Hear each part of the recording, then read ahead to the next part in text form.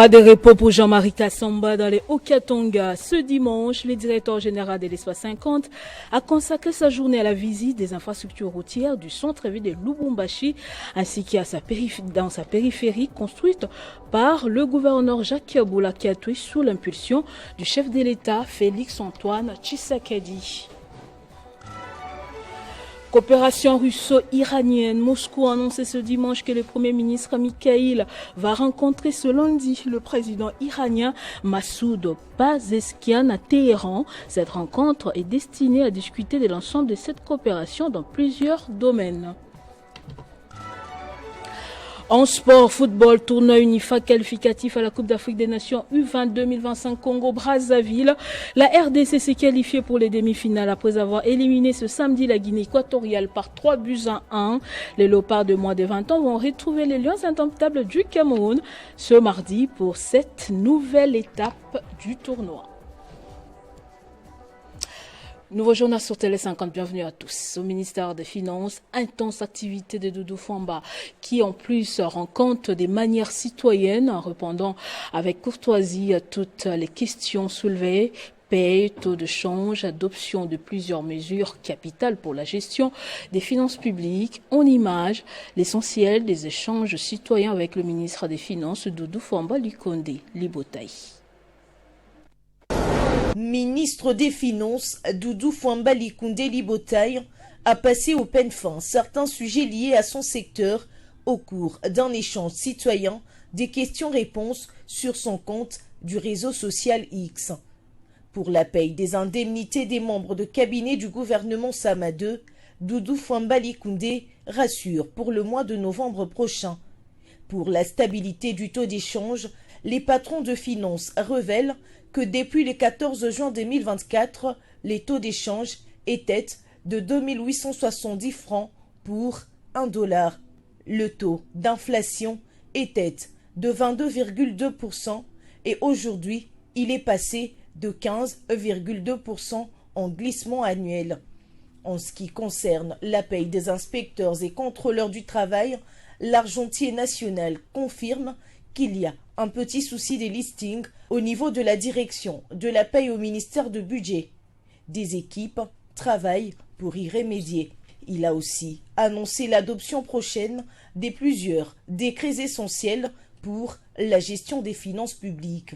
Concernant le compte du centre financier de Kinshasa avec l'entreprise Milvest, Doudou Fwamba Lukonde a expliqué que plusieurs corrections ont été obtenues suivant surtout les instructions du chef de l'État, Félix-Antoine Tshisekedi Tshilombo. Doudou Fwamba Lukonde Libotaï a également révélé les plans de la relance de l'AMIBA à hauteur des 70 millions de dollars américains. Pour le ministre des Finances, l'AMIBA est l'une des entreprises stratégiques du secteur minier congolais et les projets de relance sera financé par le gouvernement dirigé par Madame Judith Suminwa Tuluka. Il s'agira à la fois pour certifier les réserves minières, a-t-il réagi à la question d'un internaute. Je le disais au sommaire, en visite des travaux dans le Haut-Katanga, Jean-Marie Kassamba, patron de l'Espace 50, a consacré la journée de ce dimanche 29 septembre 2024 à la visite des infrastructures routières du centre-ville de Lubumbashi ainsi que de sa périphérie construite par le gouverneur Jacques Boula-Katoué sous l'impulsion du chef de l'État Félix-Antoine Tshisekedi. Jean-Marie Kassamba était impressionné par la très bonne qualité des routes. Reportage Jean-Marc Nkolo, Teddy Okita et Hassani Vinalo. C'est ici, à la place Moïse Tchombe, que commence notre visite. Nous accompagnons Jean-Marie Kassamba, patron de l'Espace 50, pour découvrir les réalisations du gouverneur Jacques Boula-Katoué. La place Moïse Tchombe est désormais aérée grâce à l'absence des motards. Comme toutes les avenues du centre-ville, l'avenue Mobutu est nettoyée par la brigade d'assainissement et les camions anti-incendie de la ville. Au centre-ville, toutes les routes autour des différents ronds-points sont asphaltées et dotées de canalisations. C'est le cas du rond-point Kintembo, situé sur une zone marécageuse où des travaux de bétonnage, des constructions de caniveaux et d'asphaltage ont été nécessaires. Les tunnels Lubumbashi, longtemps un calvaire pour les usagers, connaît désormais une fluide à la grande satisfaction de tous. Ces tunnels mènent directement au boulevard Félix Tshisekedi Tshilombo, modernisé avec 2 voies aller et 2 voies retour.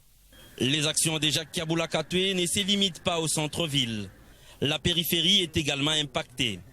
Par exemple, le quartier Kilobé-Lobé, qui est désormais relié à Kamasaka grâce à un pont de 6 mètres sur 7, avec passage piéton et lampadaire.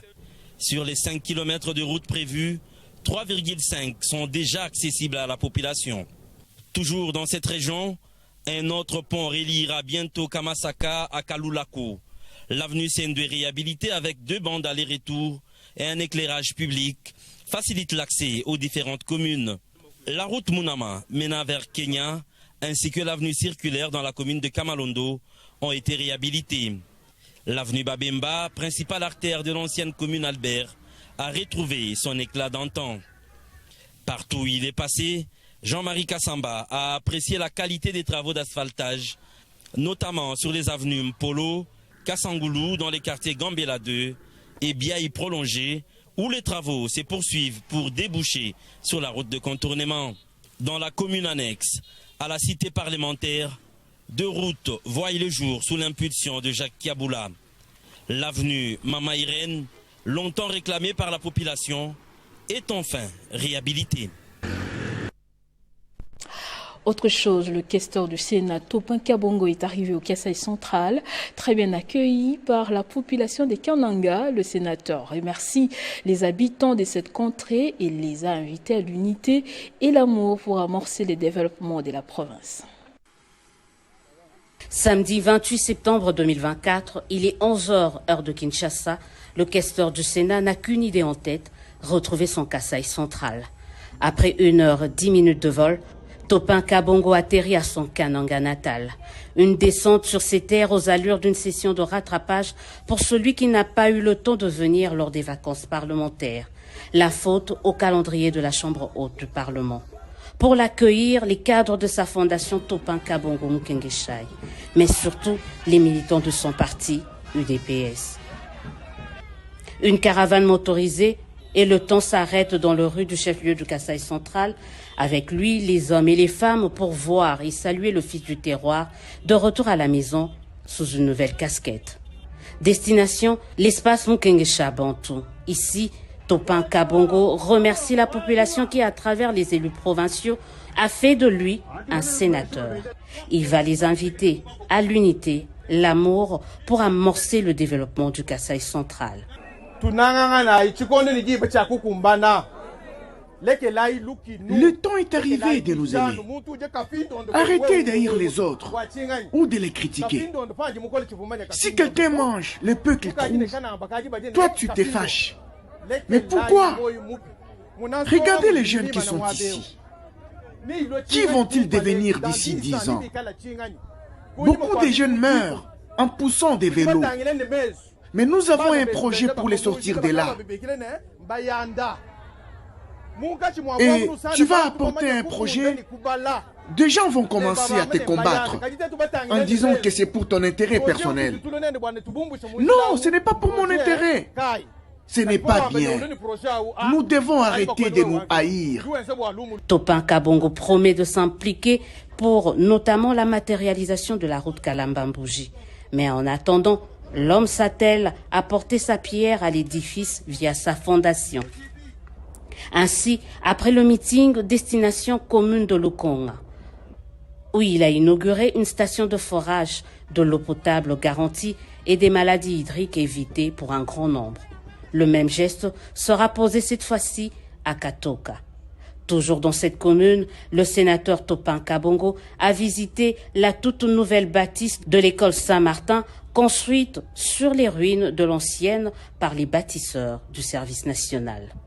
C'est dans cette école que s'est achevée la première journée de Topin Kabongo dans le Kasaï central.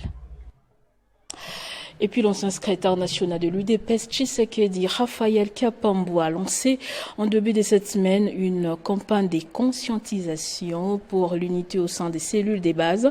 C'est l'un de ses chevaux des batailles, remettre à leur place ces organes de premier choix, vrai détenteur du pouvoir du parti d'Étienne Tshisekedi. C'est lui qu'on appelle pionnier et depuis peu engagé dans une dynamique pour sortir le parti de la crise qui menace sa survie. Officiellement, il s'agit de la campagne de conscientisation pour l'unité et de sensibilisation pour la vitalité du parti à la base, c'est-à-dire des cellules. Ce mardi, dans la salle, ma famille du quartier sans fil à Massina, des milliers de combattants sont venus écouter l'appel à l'entente lancé par l'un des leurs, Raphaël Kapambu Katukonki. Dans ses propos, l'ancien secrétaire national du parti au pouvoir a longuement insisté sur le rôle que doivent jouer les cellules de base comme dans le temps.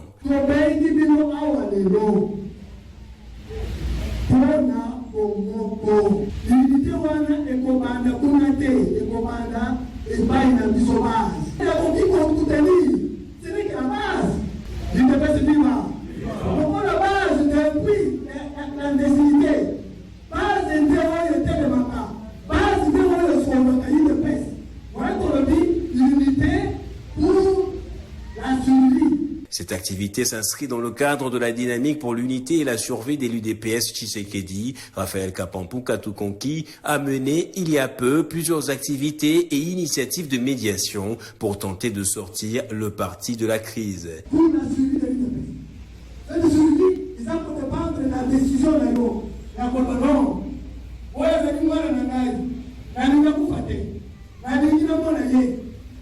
cela, je suis prêt. Parce que je sais que demain, ça va changer.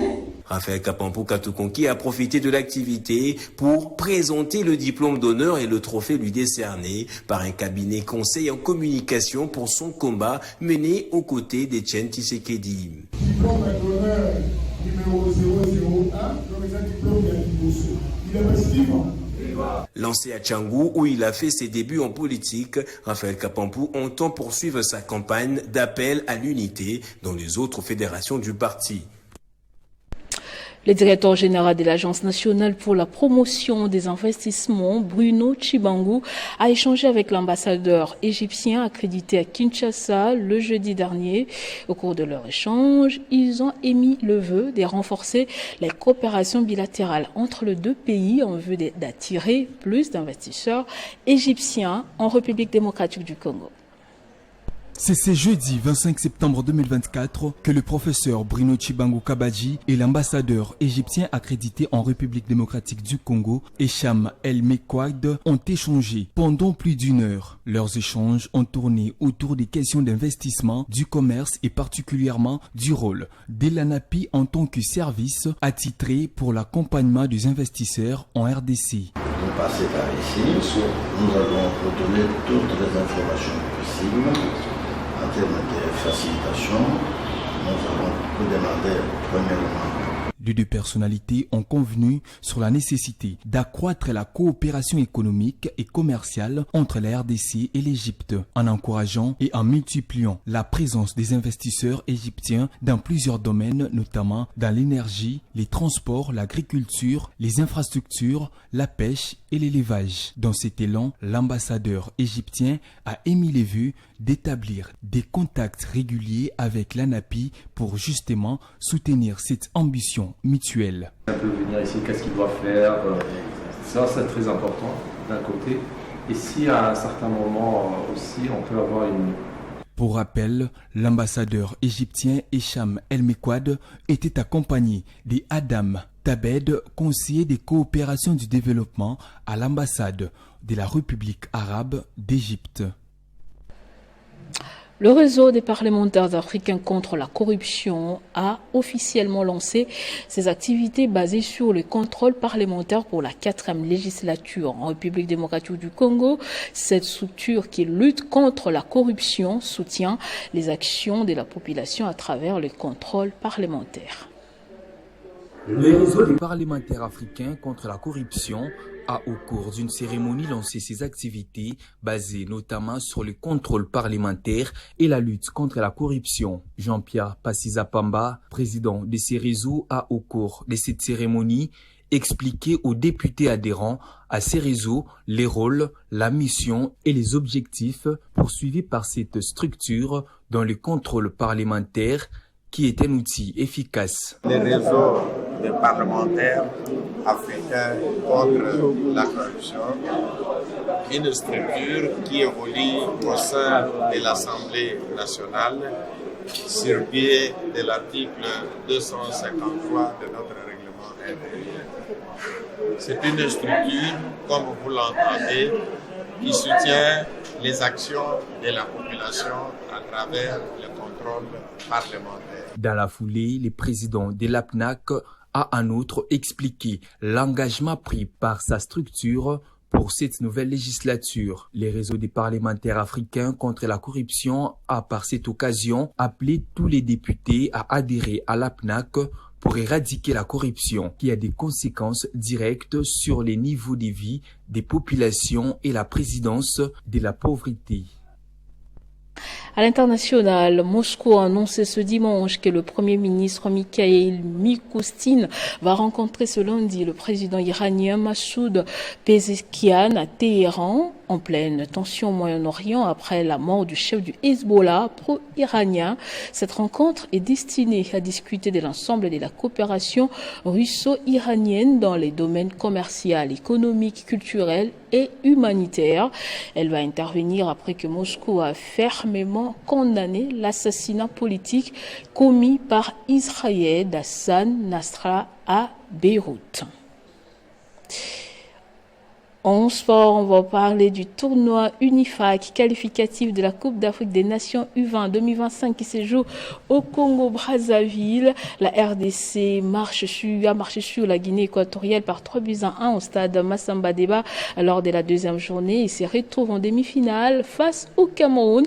Match prévu le mardi 1er octobre prochain à partir des 16h, toujours au stade Massamba Deba à Brazzaville. Et l'autre demi-finale opposera le Congo-Brazzaville à la République centrafricaine à partir des 13h, donc un peu plus tôt.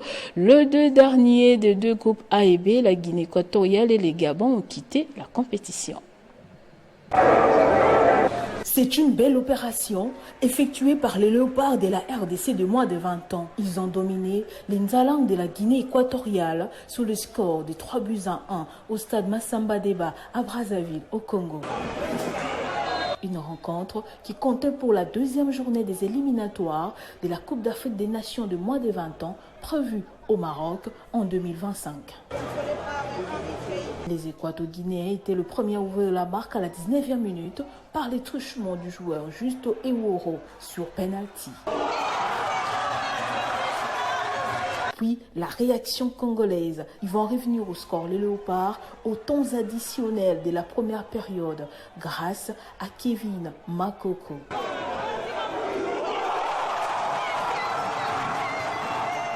Un but partout, l'équilibre est rétabli sur la balance. Au retour de la pause, Tony Talassi corse l'addition pour la RDC à la 51e minute, par avant qu'il soit imité par Ibrahim Matobo à la 83e minute de jeu sur penalty. Avec ce succès, les Pays des Léopards se qualifient en demi-finale où il va croiser le Cameroun ce mardi 1er octobre, toujours au stade Massamba Deba à Brazzaville. De leur côté, les Lions indomptables du Cameroun ont éliminé les Panthères du Gabon sur la note de 3-1. Et c'est la fin de ce journal, place au rappel des titres. Pas de repos pour Jean-Marie Kassamba dans le Haut-Katanga. Ce dimanche, le directeur général de l'Espace 50 a consacré sa journée à la visite des infrastructures routières du centre-ville de Lubumbashi ainsi que de sa périphérie construite par le gouverneur Jacques Kabula Katwe sous l'impulsion du chef de l'État Félix Antoine Tshisekedi. Coopération russo-iranienne. Moscou annonce ce dimanche que le Premier ministre Mikhail va rencontrer ce lundi le président iranien Massoud à Téhéran. Cette rencontre est destinée à discuter de l'ensemble de cette coopération dans plusieurs domaines. En sport, tournoi UNIFA qualificatif Cannes U20 2025 Congo-Brazzaville. La RDC s'est qualifiée pour les demi-finales après avoir éliminé ce samedi la Guinée équatoriale sur la note de 3-1. Les Léopards de moins de 20 ans vont retrouver les Lions indomptables du Cameroun ce mardi pour cette nouvelle étape du tournoi. Merci de nous avoir suivis de partout. L'information reste en continu et en temps réel sur votre télévision.